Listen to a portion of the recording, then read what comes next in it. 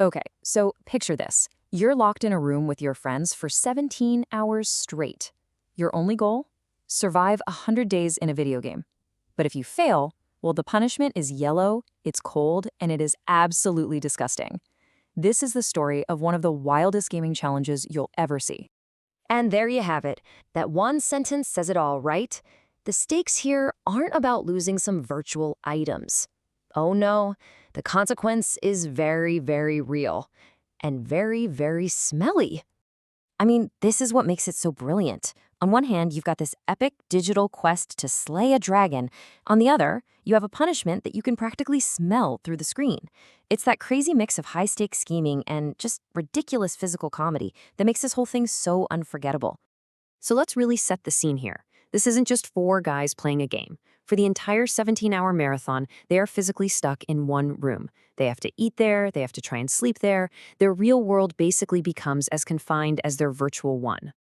And just look at the team they put together. You've got your leader, mrbeast, and your expert Chandler, who actually knows what he's doing. But then you've got Darius, who is a complete beginner, and Tarek, who's, well, apparently just as clueless. This massive skill gap is just a recipe for absolute chaos. And honestly, it's hilarious. I mean, who hasn't been in a game where the pro is just desperately trying to drag the newbie across the finish line? So where do they start? Not with some awesome castle or a chest full of gear. Nope. They start with basically nothing. They're stranded on this tiny little island floating in the sky. All they have is a single tree, a bucket of lava, and one block of ice. Everything they need to beat the game has to be built from scratch while dangling over an endless drop. No pressure. Okay, so their absolute first priority is this, a cobblestone generator. This is like Minecraft Survival 101. You get your one water source and your one lava source to meet, and boom, you have an infinite supply of building blocks. It's simple, it's genius, and it is the only reason they can even attempt this challenge. And of course, what happens next? Just moments after they create their only lifeline, Darius, our novice, accidentally destroys their only source of water. Gone. The entire challenge almost over before it even really started. They actually had to scrap the whole thing and start over from scratch. What a perfect sign of the chaos to come. All right, now we get to the real heart of the challenge, the grind. This wasn't some quick adventure. This was a 17-hour marathon of mining, building, and battling, all while you can literally watch their sanity start to slip away. And you can see that whole journey right here. It was a slow burn, for sure. You've got their disastrous start on day 1, a real-world pizza delivery that felt like a gift from the heavens on day 20, and then major milestones like finally making it to the terrifying nether dimension. Every step was a huge effort. But let's be real, the progress was constantly being interrupted by just pure chaos. Tarek shows up late and immediately sets himself on fire. Darius accidentally kills their beloved pet dog, Gerald, a truly tragic moment. Both of the newbies are constantly falling into the void, losing tons of precious gear, and as they got more and more tired, things just got weirder and weirder. And think about the physical side of this. They were so laser-focused that they played for 7 straight hours before they even had their first real meal. 7 hours. That just shows you how intense this whole thing was.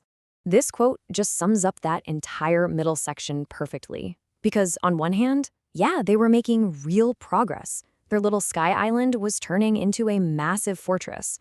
But on the other hand, you could see the exhaustion kicking in. They were getting loopy. They were arguing. They were laughing like maniacs. They were definitely losing it. And then, after 17 hours of nonstop effort, this is it, the moment of truth. On day 99, they've done everything they can. They say goodbye to the world they built from nothing, and they jump through the portal for the final boss fight. Everything comes down to this one battle. But of course, there's a final twist. The second they step into the boss arena, the game switches to hardcore mode.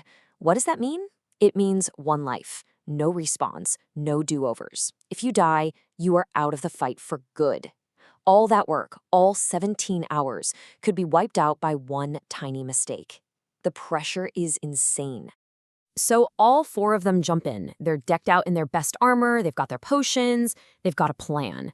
For a second, it really looks like they might just pull this off. And then it's a total disaster. I mean, within moments of the fight starting, both novices, Darius and Tarek, are eliminated. Poof, gone. Just like that, the team of 4 is cut in half, leaving just Mr. Beast and Chandler to fight for their lives. A little while later, Mr. Beast goes down too. It all comes down to Chandler, the expert, the last man standing, and you can just hear the desperation in his voice. The weight of the entire 17-hour challenge is sitting squarely on his shoulders as he tries to take on this monster all by himself. And he puts up a great fight, he really does, but in the end, it just wasn't enough. He's overwhelmed. The Ender Dragon wins. The virtual challenge is officially over, which means it's time to face that very real, very yellow consequence. And that's it. With that one simple, defeated line from Chandler, all the tension just breaks. It's over. He accepts their fate, and you know exactly what's coming next. And here it is. The final payoff. The ridiculous punishment that was promised from the very beginning. It's the sight of 4 guys shivering in a bathtub full of mustard, and it is the perfect, absurd, hilarious ending to this epic journey. It really makes you think, doesn't it, about the crazy things we'll do for the sake of a game. So what about you? What's the wildest, most ridiculous bet you've ever made on a game? And more importantly, did you have to pay up?